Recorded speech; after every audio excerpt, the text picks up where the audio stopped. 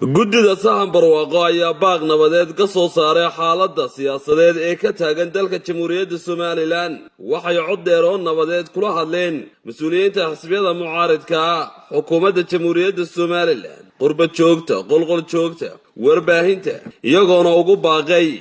inaan bulshada la kicin isla markaana aan lagu kicin falal kasta oo wax u dhimaya nabadgelyada iyo horumarka jamhuuriyadda Somaliland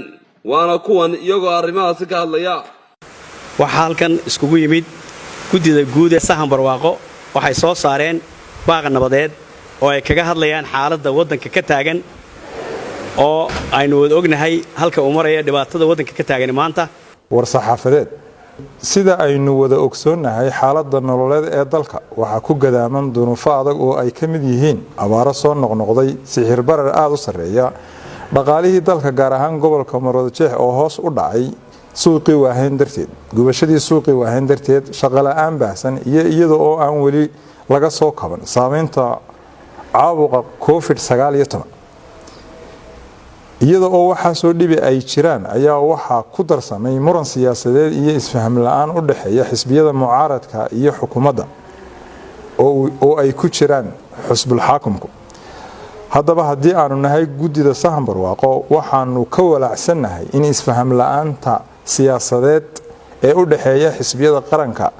ay keeni karto qulqulatooyin iyo nabadgelyo darro baahsan sidaa darteed haddii aanu nahay guddida waxaanu u soo jeedinaynaa madaxweynaha jamhuuriyadda Somaliland xisbiyada mucaaradka bulshaweynta Somaliland qurba joog iyo qaran joogba talooyinkan hoos ku xusan qodobka koowaad dhammaanteen waa in aynu hormood u noqonnaa ilaalinta nabadgelyada iyo xasiloonida dalka waxa la yiri nabadgelyadu waa xadhig laba guntimood leh haddii la kala jiito waa uu furmaa waanay adkaataa in dib loo guntaa qodobka labaad waa in aan laga tegin isu tanaasulkii iyo wadahadaladii Somaliland ku soo caanamashay si loo gaadho heshiis ku salaysan ka garnaq sharci wadahadalo iyo tanaasul qodobka saddexaad waa in la joojiyaa lagana hortagaa hadallada xanafta leh ee kicin kara bulshada keenina kara ama sababi kara khasaare qodobka afraad boqolkiiba 75 bulshada Somaliland waxay u badan tahay daayar sidaa darteed umaynaan bislaanin mudaharaadyo salmiya waxaana dhici karta isku dhacyo daayarta iyo xoogaga amniga oo iyaga laftoodu daayar u badan qodobka shanaad ganacsatada waxaanu ugu baaqaynaa in ay u turaan dadkooda kana qayb qaataan sidii loo yareyn lahaa ama hoos loogu dhigi lahaa sixir bararka isla markaana inay ka dheeraadaan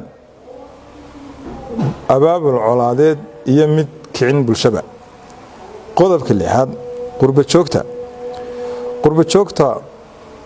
qurba joogtu waxay lafdhabar u yihiin kobaca iyo koritaanka dalka